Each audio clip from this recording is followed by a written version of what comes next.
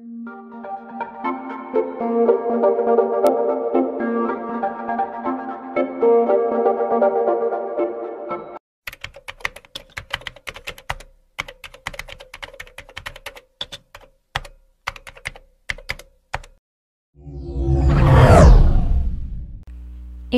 ni Ralph ang sasakyan sa isang restaurant. Kung kanina lamang excited si Christina bagaman kinakabahan siya, na mga sandaling iyon kay bigat ng pakiramdam niya. Bagamat hindi siya nakakain ng maayos ay tiyak niya na hindi rin naman siya makakakain pa. Wala siyang gana, na walang bigla ang panlasa niya. Mukhang katulad niya, ganon din si Ralph dahil sa halip na heavy meal ang orderin nito ay 2 slice ng strawberry shortcake at 2 tasa ng kape lang ang in-order nito. I hope you won't mind sweets kahit sa cake shop ka nagtatrabaho. I just thought na tumamis man lang ang panlasa natin sa pait ng gabing to. Natatawa pero malamyan itong sabi. Napangiti ang dalaga sa iginawi na yun ni Ralph. Batid niyang pinagagaan lang nito ang ganggang hanging tila kay bigat na lang hapin at dalhin sa baga nila. You can ask me a question while we're having our cake and coffee? Suggestion ni Ralph. Cue yon para kay Christina kung gusto niyang makapasok sa buhay ng kapatid. Maaaring maging mitsa na naman yon ang hidwaan sa pagitan nila, but he's willing to risk even the tiniest hope that can make his brother happy. And Ralph knew that Christina is that source of happiness. Habang naghihintay ang binata, tinitimbang naman ni Christina kung dapat bang samantalahin niya ang pagkakataon na binibigay ni Ralph upang masagot lahat ng tanong na nagsasalimbayan sa isipan niya. Alam niyang mali na sumilip sa buhay ng may buhay, pero gusto niyang maintindihan si Gibson. Gusto niyang maging mas malalim pa ang pagkakakilala niya dito. Gusto niyang malaman lahat ng pwede niyang malaman sa tulong ni Ralph. Gusto niyang makapasok sa buhay nito. Pwede ako magtanong ng kahit ano? Tila alanganin pang tanong ni Christina kay Ralph. Ngumiti ang binata, tsaka marahang tumango.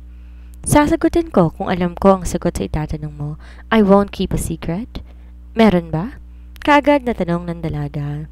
Nahinto si Ralph at tila ba nahuli siya sa sariling bibig.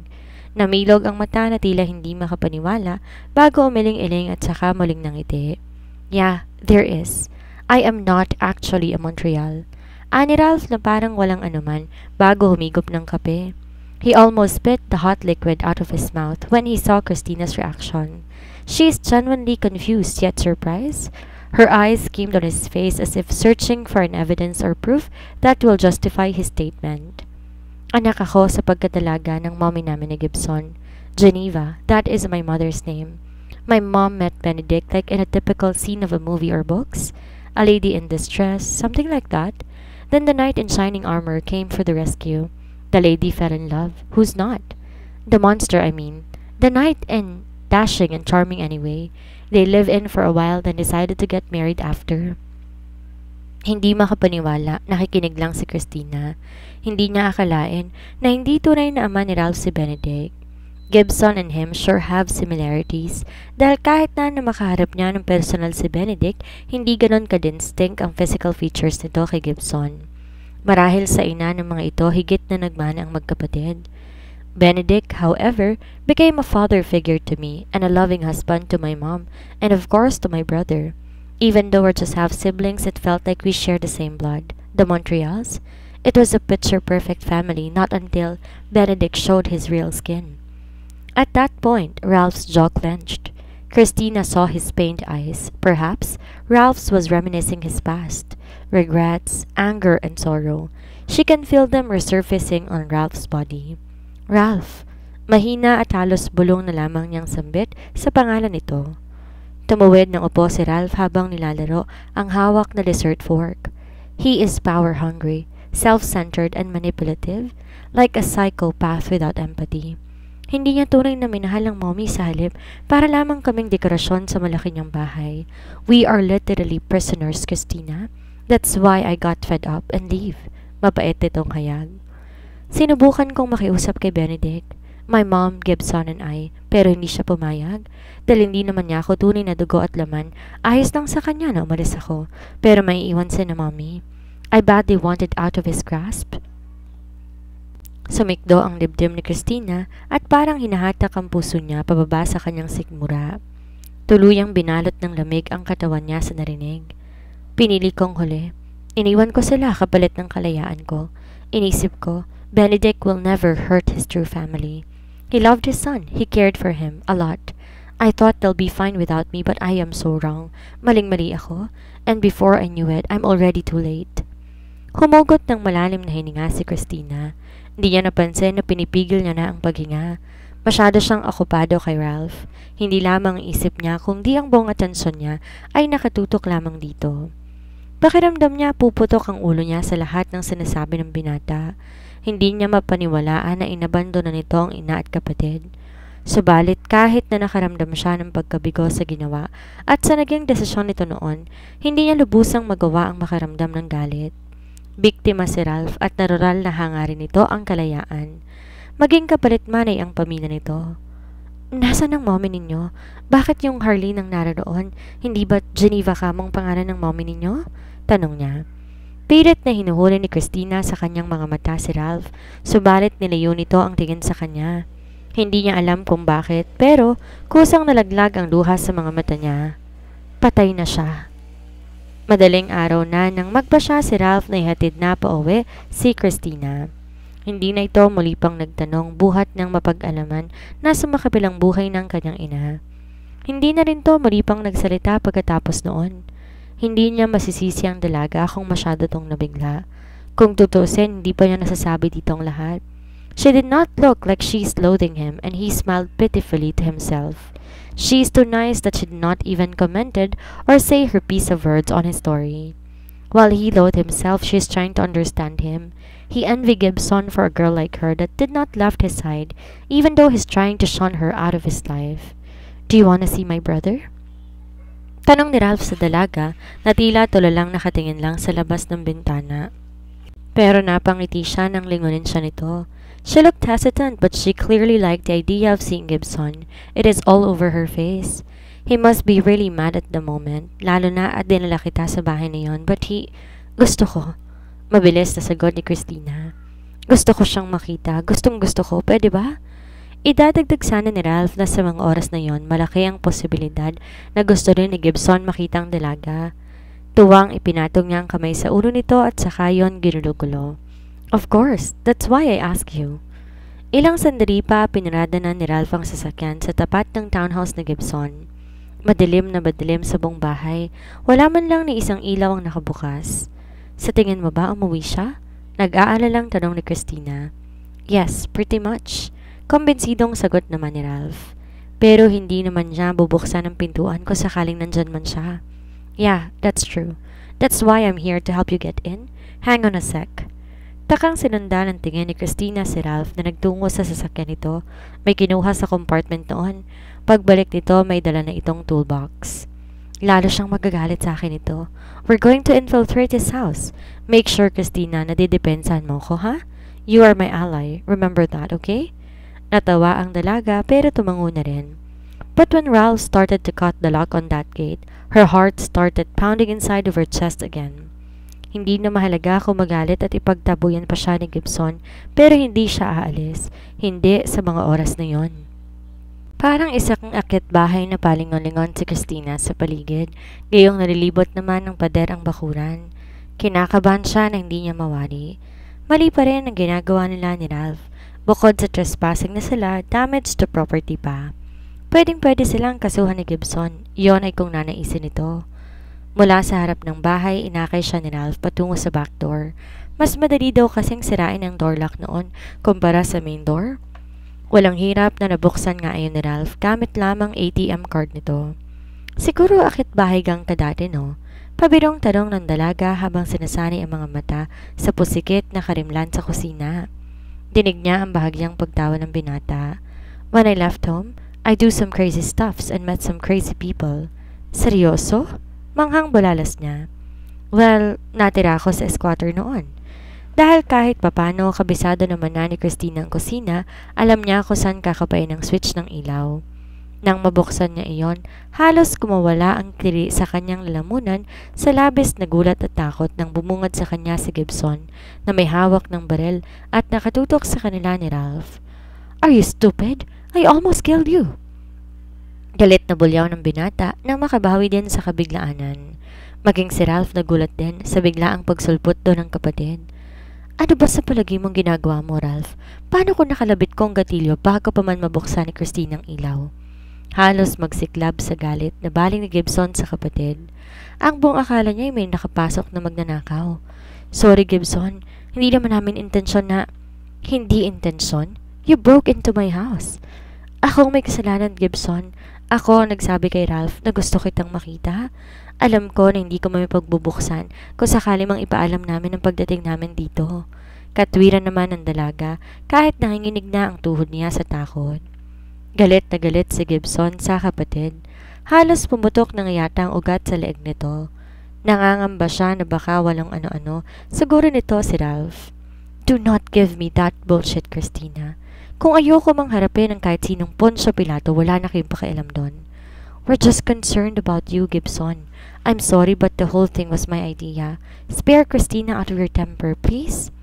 Get the hell out of my house right now, Ralph. Bago ko pa makalimutan na magkapatid pa rin tayo. Turo niya sa pintuan gamit ang baril na hawak. Ralph sighed in defeat. Let's talk some other time kapag kumalma ka na. I just wanted you to know that I didn't mean anything when I take Christina with me on that house. Save your breath, Ralph. Pagtatapos niya, mariing napasuklay sa kanyang buhok si Ralph. Laglag ang balikat na tumalikod matapos na makitang walang balak na makinig sa kanya ang kapatid. I'm sorry, Christina. Maybe we will try another trick next time?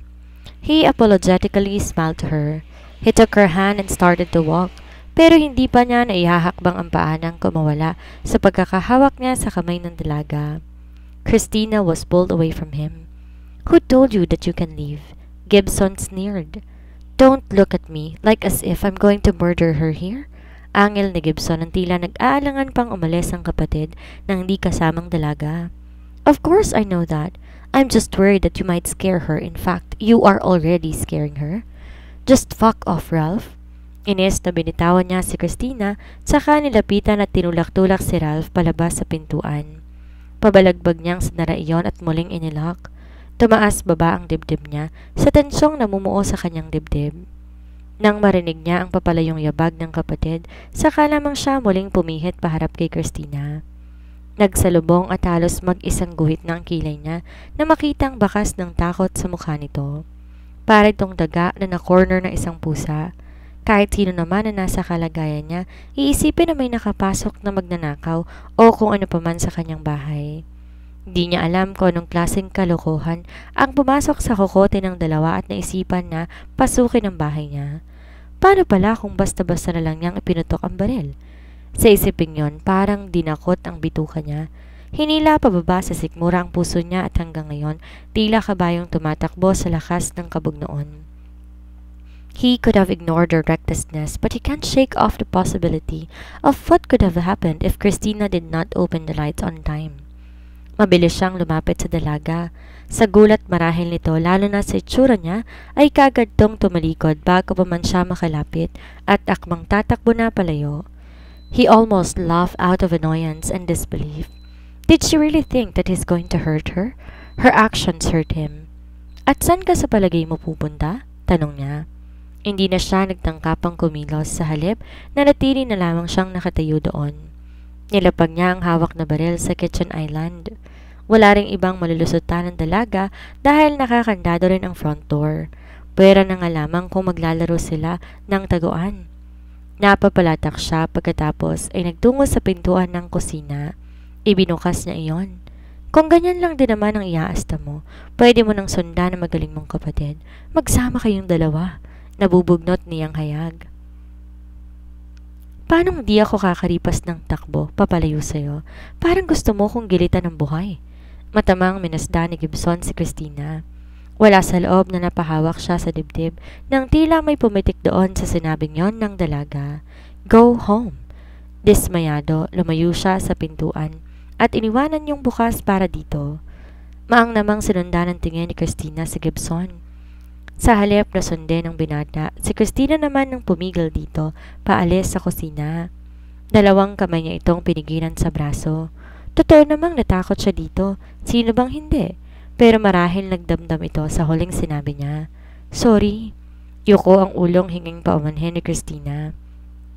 She is out of line. Sa lahat ng nagawa ni Gibson para sa kanya, alam niya hindi siya nito sasaktan. Ako naman na may gusto na pumunta dito sa bahay mo. Tinulungan lang naman ako ni Ralph para makita ka. Natakot lang naman ako kaya ako nasabi yung kanina, pero hindi ko naman intensyong pasakitan ka. Laking gulat ni Christina nang di pa siya nakakatapos sa mga nais na sabihin ay lumapat na ang labi ni Gibson sa kanya. It was a firm kiss, almost like a hard smack that lasted for a brief moment.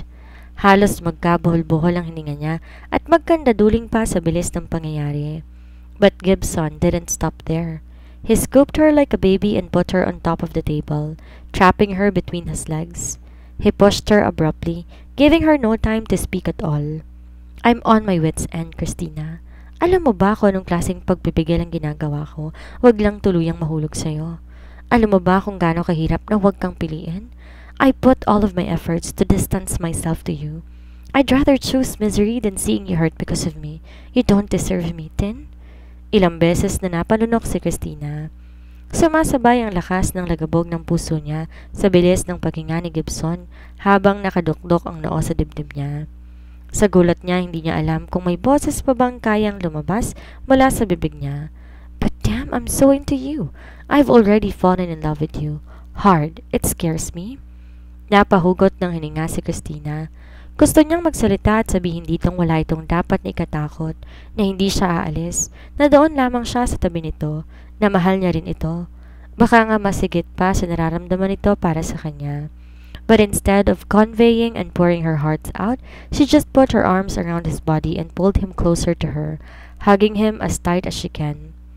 All along, Gibson is just afraid to be left behind again. He is afraid of rejections, and the thoughts and feelings of abandonment is his biggest fear. Nakapako lang ang mga mata ni Gibson sa mukha ni Christina, habang gayon din naman ang dalaga. Walang salitang namutawi pa habang banayad na muling inilapat ni Gibson ang kanyang labi sa nooy nakaawang na labi ng dalaga. Mabagal, nanghahari na.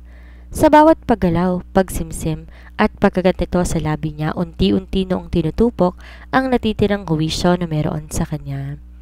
Mariin niyang pinikit ang mga mata nang maramdaman ang kamay nito.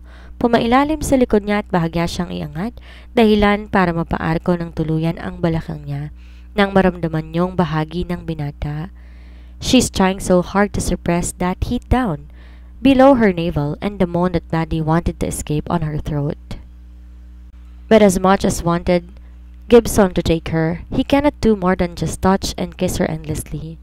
Now that he admitted his feelings for her, she deserved to at least know more about him, and let her decide if she's still willing to be with him or leave.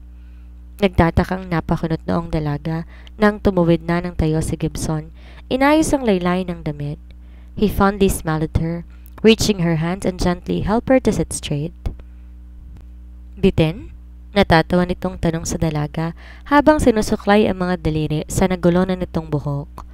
I have to stop or else I can't get enough of you. Ano?